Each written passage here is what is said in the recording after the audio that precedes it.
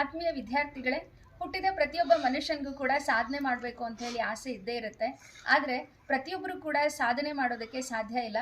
ಸಾಧನೆ ಮಾಡಬೇಕು ಅಂತ ಹೇಳಿದ್ರೆ ಅದಕ್ಕೆ ಆದಂತಹ ಪರಿಶ್ರಮ ಹಾಗೆ ಛಲ ಬೇಕಾಗುತ್ತೆ. ಏನಕ್ಕೆ ಈ ಮಾತನ್ನು ಹೇಳ್ತಿದ್ದೀನಿ ಅಂತ ಹೇಳಿದ್ರೆ, ಇವತ್ತು ನಾನೊಬ್ಬ ಸಾಧಕರನ್ನು ನಾನು ನಿಮಗೆ ಪರಿಚಯ ಮಾಡಿಕೊಡ್ತೀನಿ.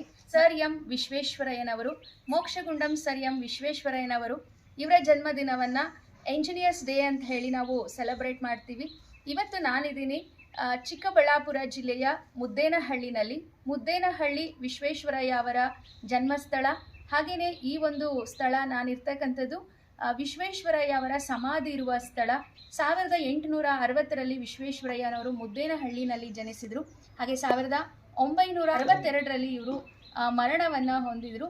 ವಿಶ್ವೇಶ್ವರಯ್ಯವರ ಸಮಾಧಿ ಸ್ಥಳವನ್ನು ನಾವು ಇಲ್ಲಿ ನೋಡ್ಬೋದಾಗಿದೆ.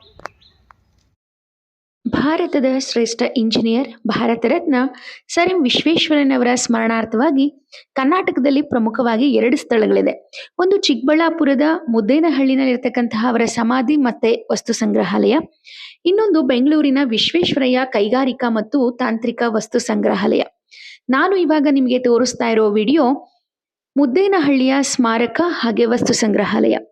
ಇದು ಸರ್ ಎಂ ವಿಶ್ವೇಶ್ವರಯ್ಯ ಅವರ ಜನ್ಮಸ್ಥಳವಾಗಿದ್ದು ನಂದಿ ಬೆಟ್ಟದ ತಪ್ಪಲಿನಲ್ಲಿ ಚಿಕ್ಕಬಳ್ಳಾಪುರದಿಂದ ಕೇವಲ 7 ಕಿಲೋಮೀಟರ್ ದೂರದಲ್ಲಿದೆ. ಇಲ್ಲಿ ವಸ್ತು ಸಂಗ್ರಹಾಲಯವನ್ನ ನಾವು ನೋಡಬಹುದಾಗಿದೆ. ಈ ವಸ್ತು ಸಂಗ್ರಹಾಲಯದಲ್ಲಿ ಹಲವಾರು ವಸ್ತುಗಳನ್ನ ಇರಿಸಲಾಗಿದೆ.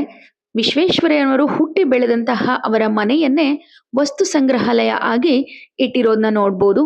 ಇಲ್ಲಿ ಅವರ ಬಾಲ್ಯದ ಫೋಟೋಗಳು, ಅವರು ಬಳಸಿದಂತಹ ವಾಕಿಂಗ್ ಸ್ಟಿಕ್, ಹಾಗೆ ಮೇಜು, ಅವರು ಬಳಸಿದಂತಹ ಪೆನ್ನುಗಳು, ಫ್ಯಾನು, ಹಾಗೆ ಸರ್ ಎಂ ವಿಶ್ವೇಶ್ವರಯ್ಯಗೆ ನೀಡಲಾಗಿದ್ದಂತಹ ಡಿಕ್ಷನರಿ, ಹಾಗೆ ಅವರಿಗೆ ಬಂದಂತಹ ಭಾರತ ರತ್ನ ಪ್ರಶಸ್ತಿಯನ್ನ ಸುರಕ್ಷಿತವಾಗಿ ಇಟ್ಟಿದ್ದಾರೆ.